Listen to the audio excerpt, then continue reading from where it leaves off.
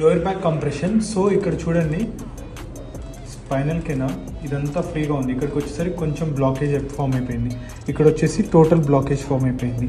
So L5-S1 space decrease అయిపోయింది. ఇక్కడ disc అనేది మనకి ఇలా ఉంటుంది.